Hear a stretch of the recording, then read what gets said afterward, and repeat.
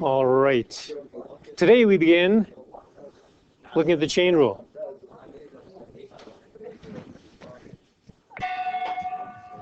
I have your attention. Thank you. So the chain rule, well, if we think of our rules so far, first rule, power rule, deals with polynomials, derivatives of polynomials. Product rule, well, sometimes you have a product of things.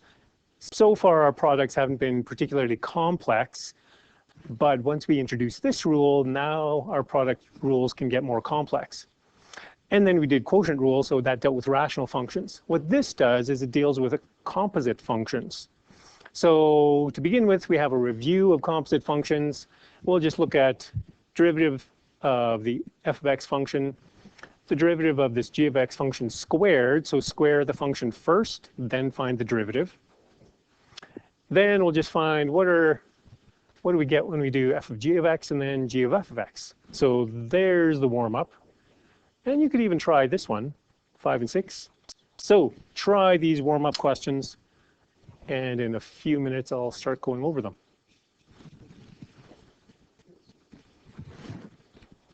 So I hope you used the quotient rule for number 1.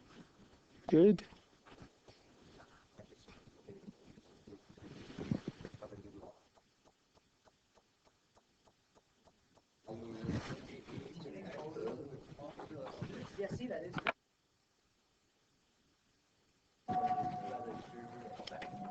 Any questions with number 2? Sharia? Well, it's not factored. So simplified enough. So simplified sometimes just means expanding. If I want it in factored form, then I'll say in factored form or simplest factored form. Yep. Typically, we call that simplified. Nope. All right. Are you ready for the next 2? All right. I'll just pull it out here. There we go. My inside function is the x plus 1. So that replaces the x's. And then again, I simplified. Were we asked to simplify? Nope, just said determine. So if we stopped at the first line, that would have been fine given the wording of this question. Yep, if you stopped here, given the wording of the question, that'd be acceptable. Yes? If the question said simplify, it has like 3x plus 1 over 3 brackets 3x squared plus 2x plus 1, would that be incorrect? If you had a 3 here? Yeah, like you factor 3 out for the bottom. Oh, that would be fine if you factored the 3 out and the bottom. Nope, that'd be fine. Okay, and the next one we're just reversing, which is the inside and the outside function. So now the inside function is the rational function. And then I got a common denominator to combine them together. So this is multiplied to x squared plus 2 over x squared plus 2. Combine the like terms. Dun, dun, dun, there we go. Good. Okay. Who has done number 5 and 6 already? Not many of us. Okay. So again, we did do questions like this in the lessons in 30-1. So what we want to do is we want to think of what would the outside function be and the inside function be if this is our composite function. So I'll give you a minute to see what you come up with for f of x and g of x. And in 30-1, we tried to be creative. Here, we want to go pretty simple. So what's the most obvious composition of functions? So for the first one, I'd say probably the most basic would be to think of the inside function as being 3x squared plus 1. So this 3x squared plus 1 is the inside function. And outside function, I have something to the exponent 4. So that'll be x to the exponent 4. There are other options that would work, but as we're looking towards the chain rule, this is the one that's going to be the most useful. Good? All right, for the next one, inside function, volunteer. Yep. X squared minus 1. Yep, think of that as the inside function. And then the outside function is going to be, yep, just the square root of that. Square root x or x to the half, either one. Okay. Next page. Oh, this is more of the same thing. I don't know if we need to do this. Let's skip past it. And we'll come to the chain rule. Here is what the chain rule says. If I have the composition of two functions, then what I'll do to find the derivative is the derivative of the outside function. And I keep the inside function unchanged. But then I multiply it to the derivative of the inside function.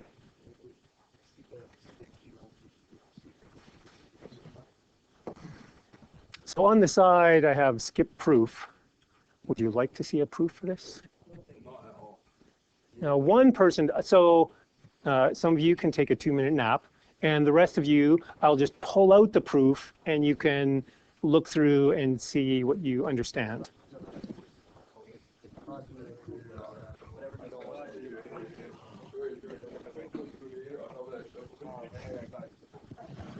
And let's apply the chain rule to these two questions. So I'm going to think of this is my outside function. So that'll be f of x is x to the 6th. My inside function,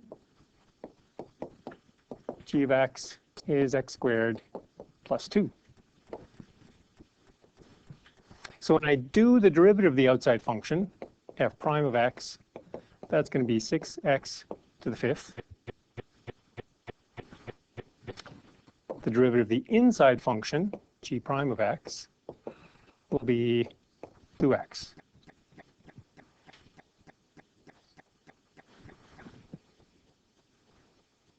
So if I'm thinking of my h of x function equaling f of g of x, and h prime of x is going to be f prime, keep the inside unchanged, the g of x, times g prime of x.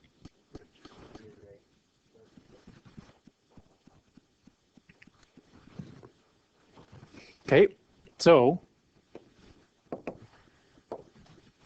derivative of f of x is 6x to the 5th. But this is a composite function as well. The outside is my derivative. The inside is still that same inside function, x squared plus 2.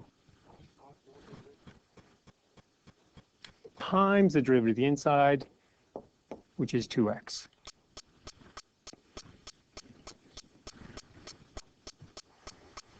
So the way I did the question is fairly long and drawn out, just to kind of point out where the pieces come from. But you can see fairly quickly how we can do this without writing down all that work. We can look and say that 6 comes down in front, subtract 1. 6 is down in front, subtract 1 from the exponent, inside is unchanged, times the derivative of the inside function. Questions? Yes. Can you just multiply this with and make it 12x? Yeah. Typically, we would do that just to make it a little bit cleaner. So let's say this is 12x times x squared plus 2 to the 5th. That would be h prime of x.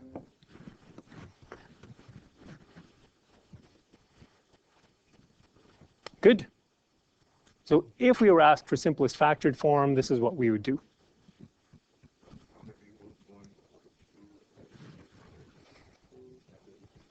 Ready for number 9? Okay, so I'm going to start by rewriting this as my outside function, write it as a power instead of the square root, write it as an exponent of 1/2. Inside function, hey, Carter, and Colvin, thank you. So derivative of the outside function, this will be my f prime of x. We'll bring the half down in front, subtract 1 from the exponent, keep the inside unchanged, 4x cubed minus x, times the derivative of the inside, 12x squared minus 1.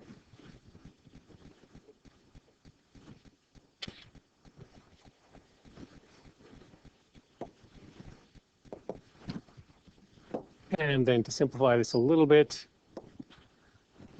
we would take that 2 into the denominator. Same thing with that square root. And I'll change it back into a square root. You wouldn't have to. And then 4x cubed minus x. And then my numerator, 12x squared minus 1. And that could be uppercase f prime of x.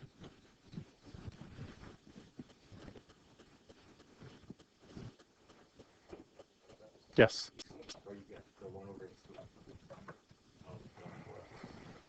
Yeah, so I have this 1 over 2, so I'm getting the 2 in the denominator, and then there's just this 1 multiplied to the numerator.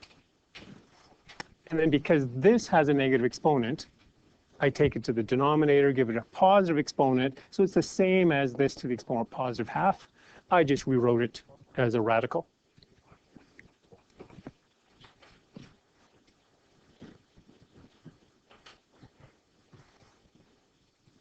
So far, how are we doing with the chain rule? So far, so good. Okay. So what I would do for this one is I could use the quotient rule, but because the numerator is just a constant, I would probably rewrite this as y equals 6 and then x to the 4th minus 5x squared plus 2 to the negative 3. Because then I don't have to use the quotient rule, I can just use the power rule, and it's a little bit simpler. You can do it with the quotient rule, works out, but many of us would find this easier. Yeah, so I'll use the dy dx notation. And again, I'm thinking of this is my outside function. So I'll bring down the exponent, multiply it to the 6. That'll give me negative 18. Subtract 1 from the exponent becomes a negative 4. Inside unchanged.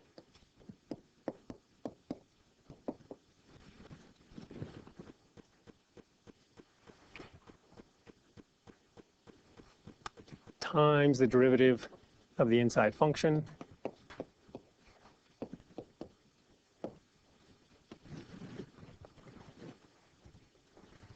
And then again, where there's a negative exponent, I'll just take it to the denominator.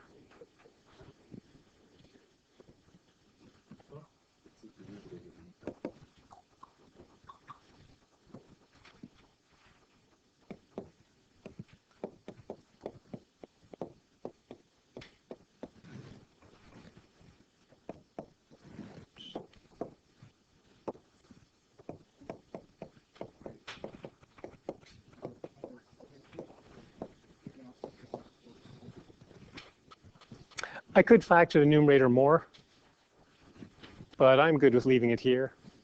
Any complaints? Yep.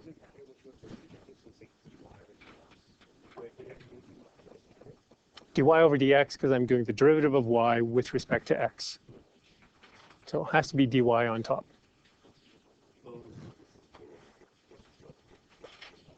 Good enough? All right, you have some time to do 11 and 12.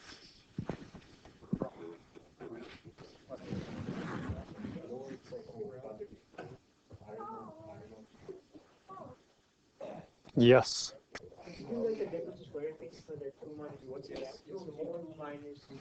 No, because the x is already degree 1. I could have the square root of x, like in that sense I could keep going forever. Because then I do root of 2 minus plus root 3x and root of 2 minus root 3x. And then I do the 4th root, and then I do the 6th root, and there's no end. So we'll end where our exponent is 1. Questions with 11? We're good? Ahmed? Okay, good. This x to the 7, everybody's good with that? Yes. Explain it. Yes. So because I have this x squared to the exponent 3, that gives me an x to the 6th. Multiplied to that x is where I'm getting the x to the 7th. What would you say the hardest calculus is? Hardest calculus unit depends on you. I don't know. Let's just finish this one off. Exponent 1/2. So y prime, derivative of the outside.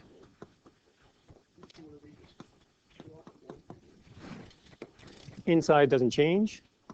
2x plus 3 x squared times the derivative of the inside, 4x. Good with that? So if all you're asked to do is find the derivative, you could stop there. Since we're asked to simplify, we'll go a little bit further. The 4 and the 2 will reduce. So my numerator will be a 2x. And my denominator, square root 2x squared plus 3.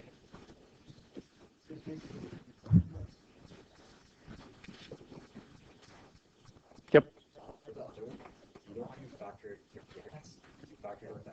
Yep.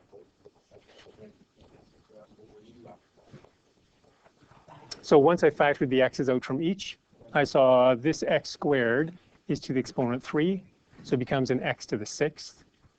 And then I have that x to the 1. So x to the 6th times x to the 1 gave me the x to the 7th.